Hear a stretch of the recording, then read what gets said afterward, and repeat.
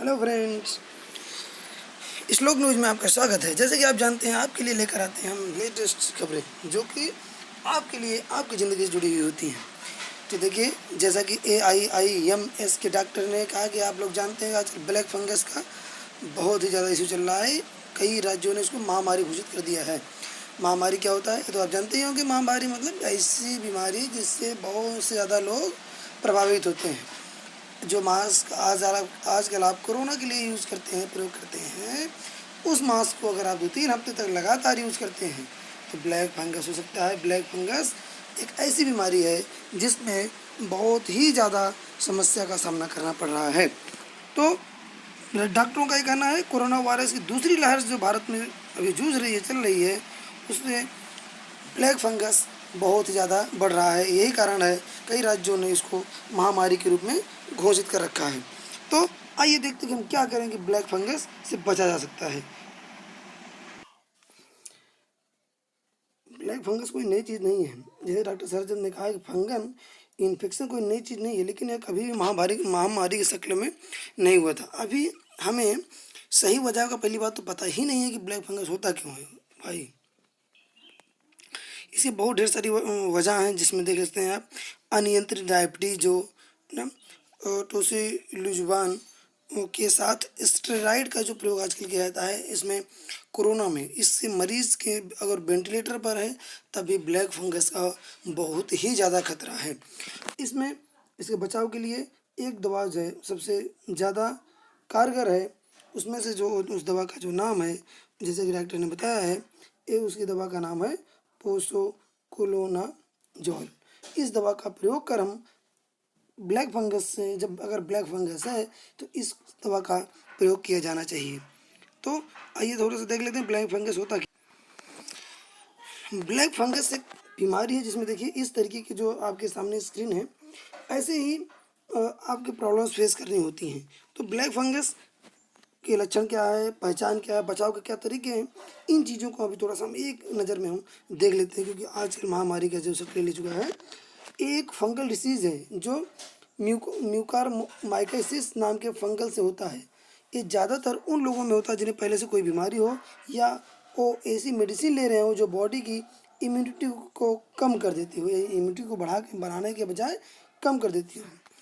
ये शरीर के किसी भी हिस्से में हो सकता है, लेकिन कोरोना से ठीक हुए लोगों में इसको हाई शुगर है, जिन्होंने कोरोना के इलाज में हाई स्टेरॉइड लिया है, उन्हें इसका अधिक खतरा बना हुआ है। इन लोगों को और हालात में ब्लैक फंगस संभावना ज़्यादा है। ये देखिए, कोरोना के जो मरीज़ हैं, डायबिटीज़ के मरीज़ हैं, ऐसे लोगों जिनमें एड्स या कैंसर जैसी बीमारी हैं, जिनमें डायबिटीज़ कंट्रोल नहीं हो रहा है, स्टेरॉइड दवा लेने वाले आईसीयू में जो भर्ती हैं, किडनी या लीवर जो ट्रांसप्लांट करवाए हैं, उसमें ये पहुंचता कैसे है।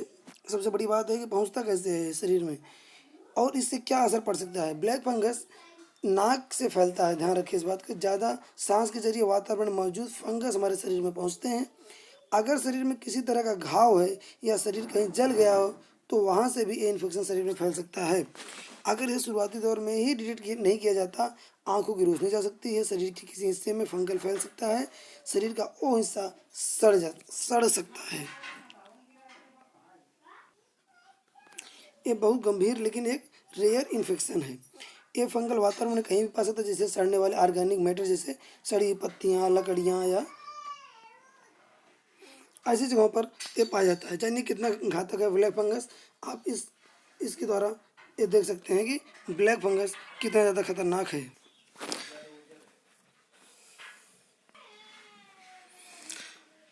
म्यूकर यानी फफूंद साइनस दिमाग और फेफड़ों को अटैक करता है। नाक से काला खून तक आने की समस्या हो जाती है। ब्लैक फंगस का अटैक नाक, आँख, दिमाग पर सीधा होता है। संक्रमित आँखों तक निकालनी पड़ सकती है। जैसे अभी आप जानते हैं, BHU में बनारस में एक ऑपरेशन हुआ था जिसमें आँख और जबड़े को निकालना पड़ा था ब्लैक फंगस के द्वारा। ब्लैक फंगस के इन्फेक्शन में मृत्यु दर 50% तक है। फंगस आसपास की कोशिकाओं को नष्ट कर देता है या संक्रमितों की हड्डियों तक को गला देता है। कोरोना के साथ म्यूकर माइकोसिस से बढ़ जाता है जान पर खतरा। ब्लैक फंगस के जो लक्षण है, चेहरे पर एक तरफ सूजन, सिर दर्द, नाक बंद, उल्टी, बुखार, चेस्ट चेस्ट पेन होना, साइनस होना, मुंह या नाक पर काले धब्बे या घाव होना।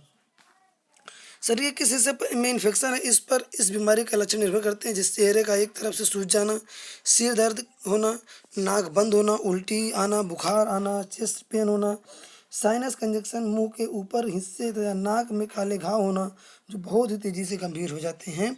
ये लक्षण है हमारे ब्लैक फंगस के। ध्यान रहे इन चीज़ों का।